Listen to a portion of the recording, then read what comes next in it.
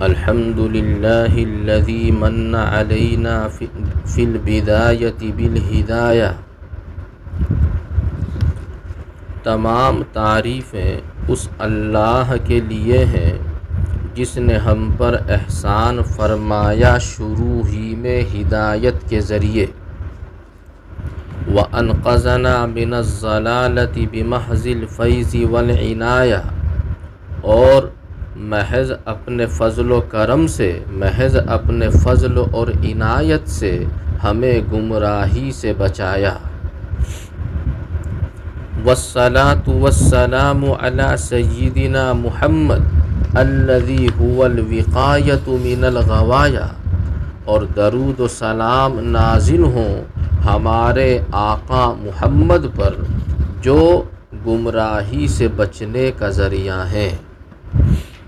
وَعَلَىٰ آلِهِ وَأَصْحَابِهِ ذَوِي الرِّوَایَةِ وَالدِّرَایَةِ،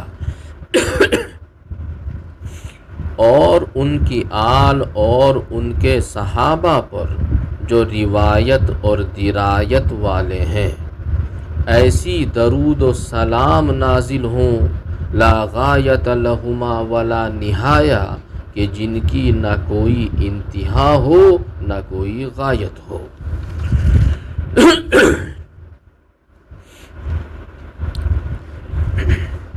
ایک اصطلاح ہوتی ہے جسے کہتے ہیں براءت استحلال۔ اس کا مطلب یہ ہوتا ہے کہ مصنف اپنی کتاب کے شروع میں مقدمے میں ایسے الفاظ یا ایسی عبارات بیان کرتا ہے کہ وہ عبارات کتاب کے اصل موضوع یا کتاب کے اصل مقصود کی طرف اشارہ کرتے ہوں۔ اس طرح کی عبارات کو مقدمے میں بیان کرنے کو براءت استحلال کہا جاتا ہے۔ تو براءت استحلال کے طور پر مصنف علیہ الرحمہ یہاں فقہ کی کچھ کتابوں کا نام بیان کر رہے ہیں، جبکہ کتابوں کا نام بیان کرنا یہاں مقصود نہیں ہے، لیکن وہ براءت استحلال کے طور پر اشارتاً ذکر کیا ہے تاکہ یہ معلوم ہو سکے کہ اس کتاب کا جو اصل موضوع ہے وہ فقہ ہے۔ تو فقہ کی چند مشہور کتابوں کی طرف اشارہ فرمایا ہے اور حدیث کی کچھ اصطلاحات کی طرف اشارہ فرمایا ہے۔ ایک بار عبارت اور دیکھیے، الحمد للہ الذی من علینا فی البدایۃ بالہدایہ۔ تمام تعریفیں اس اللہ کے لیے ہیں جس نے ہم پر احسان فرمایا شروع ہی میں ہدایت کے ذریعے۔ یہ البدایہ یہ ایک کتاب کا نام ہے جس کا اصل نام ہے بدایۃ المبتدی، فقہ کی کتاب ہے۔ ہدایہ یہ بھی فقہ کی کتاب ہے جو مشہور ہے، اور یہ اسی بدایہ کی اصل شرح الہدایہ الی البدایہ۔ وَأَنْقَذَنَا مِنَ الضَّلَالَةِ بِمَحْضِ الْفَيْضِ وَالْعِنَایَةِ، اور محض اپنے فضل اور کرم سے، اپنے فضل اور عنایت سے ہمیں گمراہی سے بچایا۔ یہ فیض یہ بھی ایک کتاب ہے، کتاب کا اصل نام ہے فیض المولا الکریم۔ اسی طرح عنایہ یہ بھی ایک کتاب ہے فقہ کی۔ اور درود اور سلام نازل ہوں ہمارے آقا محمد پر جو گمراہی سے بچنے کا ذریعہ ہیں۔ وقایہ یہ بھی ایک کتاب ہے، شرح وقایہ کا جو متن ہے۔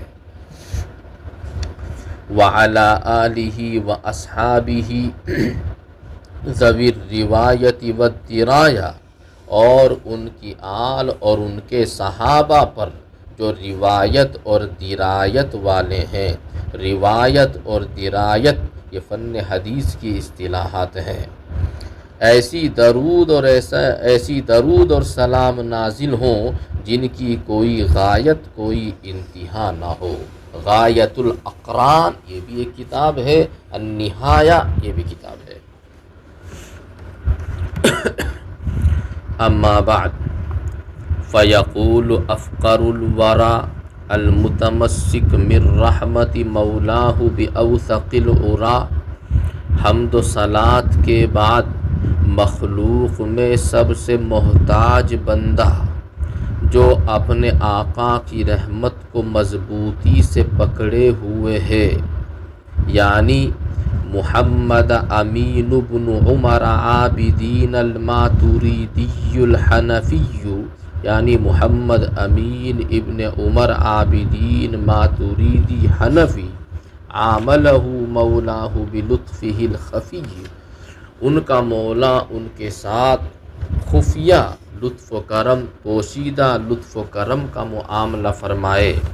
وہ فرماتے ہیں ھذا شرح لطیف وضعته علی منظومتی التی نظمتها فی رسم المفتی، کہ یہ جو کتاب ہے جو آپ پڑھ رہے ہیں، جو آپ کے ہاتھوں میں ہے، یہ کتاب ایک عمدہ شرح ہے۔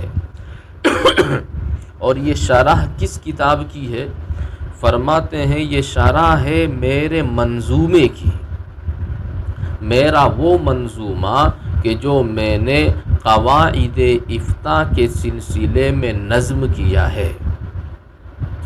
مصنف نے پہلے کتاب لکھی عقود رسم المفتی۔ عقود عقد کی جمع ہے، عقد کے معنی ہے ہار، اور اس سے اشعار بھی مراد لیے جاتے ہیں، تو عقود سے مراد اشعار۔ رسم کا مطلب ہوتا ہے قواعد یعنی طریقہ، مفتی سے مراد ہے یہاں افتاء۔ عقود رسم المفتی کا ترجمہ ہے افتاء کے قواعد کے اشعار، مفتی کے قواعد کے اشعار، یعنی ان اشعار میں وہ قواعد اور وہ اصول بیان کیے گئے ہیں کہ جن کی ایک مفتی کو فتویٰ لکھنے کے لیے یا فتویٰ دینے کے لیے ضرورت پڑتی ہے۔ ان اصول اور قواعد کو ان اشعار میں جمع کیا گیا ہے۔ ان اشعار کے مجموعے کا نام ہے عقود رسم المفتی۔ لیکن چونکہ اشعار کو سمجھنا آسان نہیں ہوتا، اشعار میں کبھی کبھی شعر کے وزن کو برقرار رکھنے کے لیے کوئی بات مختصراً بیان کی جاتی ہے جس کو سمجھنا ہر کسی کے لیے آسان نہیں ہوتا، تو اس لیے پھر ان اشعار کی شرح لکھنے کی ضرورت محسوس ہوئی۔ وہ جو اشعار لکھے تھے اسی اشعار کو یہاں مصنف نے منظومے سے تعبیر کیا ہے کہ جو کتاب ہے، اس کتاب کا نام ہے شرح عقود رسم المفتی، اور متن کا نام ہے عقود رسم المفتی۔ دیکھیے ھذا شرح لطیف، کہ یہ کتاب ایک عمدہ شرح ہے، وضعتہ، جس کو میں نے رکھا ہے یعنی لکھا ہے، یہ عمدہ شرح ہے جو میں نے لکھی ہے اپنے اس منظومے کے لیے۔ وضعتہ علی منظومتی التی، جس کو میں نے رکھا ہے یا وضع کیا ہے اپنے اس منظومے پر کہ جس کو میں نے نظم کیا تھا قواعد افتاء کے سلسلے میں، مفتی کے قواعد کے سلسلے میں۔ لیکن قواعد مفتی کے نہیں ہوتے، افتاء کے ہوتے ہیں، اسی لیے اس کا ترجمہ قواعد افتاء۔ اس شرح کے ذریعے میں اس منظومے کے مقاصد کی وضاحت کروں گا۔ یہ شرح اس لیے لکھی گئی تاکہ ان اشعار میں، اس منظومے میں جو بات اشعار میں بیان کی گئی اختصار کے ساتھ اس کی وضاحت کی جا سکے۔ وَأُقَيِّدُ بِهِ عَوَابِدَهَا وَشَوَارِدَهَا، اور اس شرح کے ذریعے میں اس منظومے کے نامانوس اور مشکل الفاظ کو مقید کروں گا، اس کے مشکل الفاظ، نامانوس الفاظ کی شرح کروں گا اس شرح میں۔ اسألہ سبحانہ ان یجعلہ خالصا لوجہہ الکریم، اللہ تعالیٰ سے میں درخواست کرتا ہوں، سوال کرتا ہوں یعنی درخواست کرتا ہوں کہ اس کتاب کو خالص اپنی ذات کے لیے بنا دے، یعنی اپنی رضا کا ذریعہ بنا دے، کہ میرے دل میں اخلاص پیدا ہو کہ یہ کتاب میں اپنی شہرت کے لیے، اپنی ناموری کے لیے نہ لکھوں، صرف رضا الہی کے لیے لکھوں۔ اللہ تعالیٰ سے میں درخواست کرتا ہوں کہ اس کتاب کو خالص اپنی ذات کے لیے بنا دے، موجباً للفوز العظیم، بڑی کامیابی کا ذریعہ بنا دے، یعنی قیامت کے دن میرے لیے کامیابی کا ذریعہ اس کتاب کو بنا دے۔ الفوز العظیم کا مطلب یہی ہے، بڑی کامیابی، آخرت کی کامیابی۔ فَأَقُولُ وَبِهِ أَسْتَعِينُ فِي كُلِّ حِينٍ، تو اب میں کہتا ہوں، یعنی اب میں اصل کتاب کو شروع کر رہا ہوں اور ہر وقت میں اسی سے مدد طلب کرتا ہوں، ہر وقت میں ہر لمحے میں اللہ تعالیٰ کی مدد کا محتاج ہوں۔ بسم الالہ شارع الاحکام مع حمدہ ابدأ فی نظامی، یہ عقود رسم المفتی ہے، یہ متن کی عبارت ہے۔ بسم الالہ شارع الاحکام مع حمدہ ابدأ فی نظامی، احکام شرعیہ تجویز فرمانے والے خدا کے نام سے اس کی حمد کرتے ہوئے میں اپنے اشعار، اپنا منظومہ شروع کر رہا ہوں۔ ابدأ فی نظامی،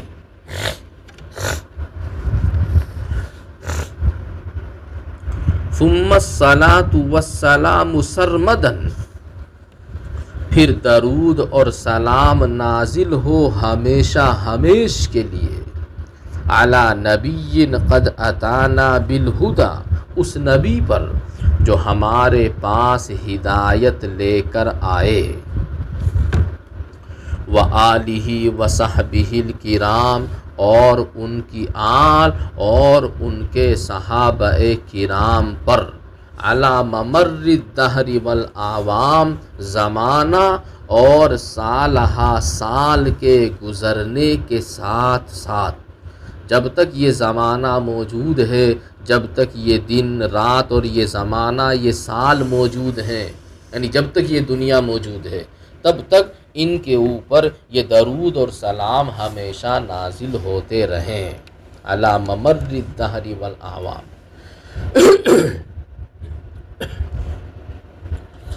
وبعد فالعبد الفقیر المذنب محمد بن عابدین یطلب، اور حمد و صلات کے بعد محتاج اور گنہگار بندہ یعنی محمد ابن عابدین طلب کرتا ہے، توفیق ربہ الکریم الواحد والفوز بالقبول فی المقاصد، اپنے واحد رب کریم کی توفیق طلب کرتا ہے کہ اللہ تعالیٰ مجھے توفیق دے کہ اس کتاب کو میں مکمل کر سکوں، اللہ تعالیٰ کی توفیق طلب کرتا ہوں، اور مقاصد میں قبولیت کے ذریعے کامیابی طلب کرتا ہوں۔ اللہ تعالیٰ سے میں یہ بھی طلب کرتا ہوں، یہ بھی درخواست کرتا ہوں کہ مجھے اپنے مقصد میں کامیابی عطا فرمائے۔ وفی نظام جوہر النزید، اور مرتب جواہر کے پیرونے میں، یہ لفظی ترجمہ ہے، مراد ہے ان اشعار کو، اس منظومے کو مکمل کرنے میں مدد طلب کرتا ہوں، اور مرتب جواہر کے پیرونے میں، وعقد در باہر فرید، اور یکتا فائق موتیوں کا ہار بنانے میں توفیق طلب کرتا ہوں۔ سمیتہ عقود رسم المفتی، ان اشعار کا میں نے نام رکھا ہے، اس منظومے کا میں نے نام رکھا ہے عقود رسم المفتی، جو میں نے ابھی بتایا تھا کہ عقود عقد کی جمع ہے، اور پہلے والے مصرے میں یہ آیا بھی ہے، وعقد در باہر فرید، اس کا لفظی ترجمہ ہوتا ہے ہار، لیکن مراد ہے یہاں اشعار۔ جس طرح ہار کی لڑی ایک دوسرے سے جڑی ہوتی ہے، اسی طرح اشعار کے مصرے بھی چونکہ ایک دوسرے سے جڑے ہوئے ہوتے ہیں، اس مناسبت سے اس کو بھی عقد اور عقود کہا جاتا ہے۔ تو فرماتے ہیں کہ اس کتاب کا نام رکھا ہے میں نے عقود رسم المفتی، اس کتاب سے مراد یعنی متن۔ سمیتہ عقود رسم المفتی، اس کا میں نے نام رکھا ہے عقود رسم المفتی۔ یحتاجہ العامل او من یفتی، جس کا محتاج ہے عامل اور وہ شخص جو فتویٰ دیتا ہو، یعنی مفتی۔ یعنی ان اشعار میں جو قواعد بیان کیے گئے ہیں، ان قواعد کی مفتی کو بھی ضرورت ہے اور عامل کو بھی ضرورت ہے۔ عامل کا مطلب وہ عمل کرنے والا نہیں ہے، عامل کا مطلب عامل لنفسہ۔ ایک تو ہوتا ہے کہ جس کو کسی مسئلے کی تلاش ہوتی ہے دوسرے کو بتانے کے لیے، مسئلہ تلاش کرتا ہے دوسرے کو بتانے کے لیے، اسے تو کہا جاتا ہے مفتی۔ ایک آدمی مسئلہ تلاش کرتا ہے خود عمل کرنے کے لیے، اس کو کہا جاتا ہے عامل لنفسہ۔ تو فرماتے ہیں عامل لنفسہ ہو یا مفتی ہو، دونوں کو ان اصول اور قواعد کی ضرورت پڑتی ہے جو ان اشعار میں بیان کیے جائیں گے۔ یحتاجہ العامل او من یفتی، جن کا محتاج ہے عامل اور مفتی دونوں۔ وہا انا اشرع فی المقصود مستمنحا من فیض بحر الجود۔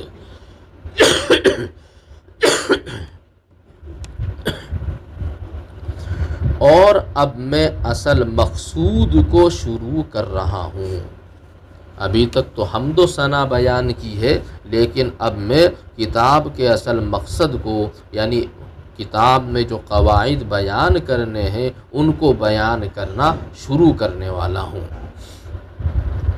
اور اب میں اصل مقصود کو شروع کر رہا ہوں، سخاوت کے سمندر سے عطیہ طلب کرتے ہوئے، یعنی اللہ تعالیٰ سے مدد کی درخواست کرتے ہوئے میں اصل مقصود کو شروع کر رہا ہوں۔ اعلم بأن الواجب اتباع ما اعلم بأن الواجب اتباع ما ترجیحہ عن اہلہ قد علما۔ یہ سب سے پہلا قاعدہ یہاں بیان کیا گیا کہ اس قول کی اتباع ضروری ہے جو راجح قول ہو۔ سب سے پہلا قاعدہ کہ فتویٰ دینے کے لیے راجح قول کو تلاش کرنا ضروری ہے، اور یہ پوری کتاب کا خلاصہ ہے کہ فتویٰ دینے کے لیے ہمیں یہ تلاش کرنا ہے کہ جب کسی مسئلے میں اختلاف ہو رہا ہو تو ان مختلف فی اقوال میں سے راجح قول کون سا ہے، مفتہ بھی قول کون سا ہے، مشہور قول کون سا ہے۔ یہی پوری کتاب کا اصل خلاصہ ہے کہ ہمیں اقوال مختلفہ میں سے صحیح قول کو تلاش کرنا ہے۔ اب صحیح قول کو تلاش کیسے کرنا ہے، اس کے لیے کیا کیا اصول اور ضوابط ہیں وہ آگے بیان کریں گے، لیکن پوری کتاب کا اصل خلاصہ یہ ہے کہ اقوال مختلفہ میں سے ہمیں یہ تلاش کرنا ہے کہ ان میں سے صحیح قول کون سا ہے۔ علم، جان لیجئے کہ ضروری ہے، واجب ہے اس قول کی اتباع کرنا کہ جس کی ترجیح اہل ترجیح سے جانی گئی ہو۔ ترجیحہ عن اہلہ، جس کی ترجیح اہل ترجیح سے، یعنی ترجیح بھی ہر کس و ناکس کی معتبر نہیں ہے۔ ایسا نہیں ہے کہ کوئی بھی کسی قول کو کہے کہ میرے نزدیک یہ قول راجح ہے تو اسی پر عمل کرنا ضروری ہے، نہیں۔ ترجیح بھی ان لوگوں کی معتبر ہوگی جن کو ترجیح دینے کا حق حاصل ہے، جو علماء ترجیح کہلاتے ہیں، اہل ترجیح کہلاتے ہیں یا اصحاب ترجیح کہلاتے ہیں۔ تو اصحاب ترجیح نے اگر کسی قول کو ترجیح دی ہے اس کا اعتبار ہوگا، ہر کس و ناکس کی ترجیح کا اعتبار نہیں۔ آج کے زمانے میں کوئی بھی کہنے لگے جو بہت بڑا عالم بھی نہیں ہے، پڑھا لکھا، وہ کہیں کہ میرے نزدیک یہ قول راج ہے، اس کا اعتبار نہیں۔ علماء ترجیح کا اعتبار ہوگا کہ انہوں نے کس قول پر عمل کیا ہے۔ جان لیجئے کہ اس قول کی اتباع واجب اور ضروری ہے کہ جس کی ترجیح اہل ترجیح سے جانی گئی ہو۔ او کان ظاہر الروایت ولم یرجح خلاف ذاک فاعلم۔ اب یہاں سے راجح قول کو پہچاننے کا ایک طریقہ بتایا، اور بھی طریقے ہیں جو آگے بتائیں گے۔ ایک طریقہ یہ کہ اگر کسی مسئلے میں مختلف اقوال موجود ہوں اور وہاں مختلف اقوال میں یہ پتہ کرنا ہو کہ راجح قول کون سا ہے، تو سب سے پہلا طریقہ یہ ہے کہ ان اقوال مختلفہ میں سے اگر ایک قول ظاہر الروایہ اور دوسرا غیر ظاہر الروایہ ہو تو ظاہر الروایہ کو ترجیح حاصل ہوگی، یا وہ قول کہ جو ظاہر الروایہ ہو۔ سمجھ میں آ رہا ہے؟ مختلف اقوال موجود ہوں، ان میں سے کوئی ایک ظاہر الروایہ اور دیگر اقوال غیر ظاہر الروایہ ہوں، تو ایسے وقت میں ظاہر الروایہ کو ہی راجح قول شمار کیا جائے گا۔ لیکن اس کے لیے ایک شرط ہے، وَلَمْ يُرَجِّحُ خِلَافَ ذَاكَ فَاعْلَمْ، بشرطے کہ فقہا نے اس ظاہر الروایہ کے خلاف کسی دوسرے قول کو راجح نہ کہا ہو۔ بتانا یہ چاہتے ہیں کہ ترجیح جو ہوتی ہے وہ دو طرح کی ہوتی ہے۔ ایک ہوتی ہے ترجیح صریح، ترجیح صریح، اور ایک ہوتی ہے ترجیح التزامی یا ترجیح ضمنی۔ ایک ہے ترجیح ضمنی اور ایک ہے ترجیح صریح۔ ترجیح ضمنی کا مطلب یہ جو کہا جاتا ہے کہ اگر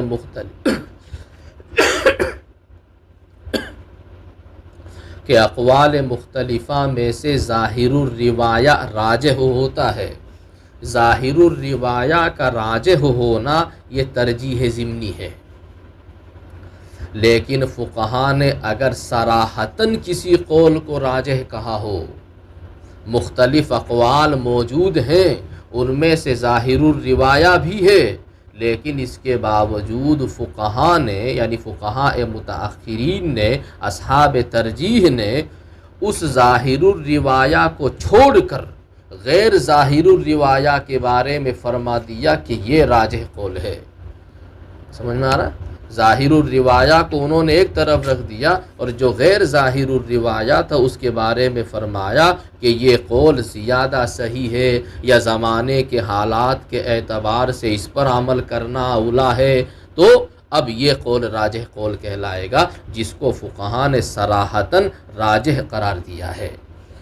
تو فرماتے ہیں یہ جو قاعدہ ہم نے اوپر بیان کیا کہ اقوال مختلفہ میں سے ظاہر الروایہ کو ترجیح حاصل ہوگی، یہ کب؟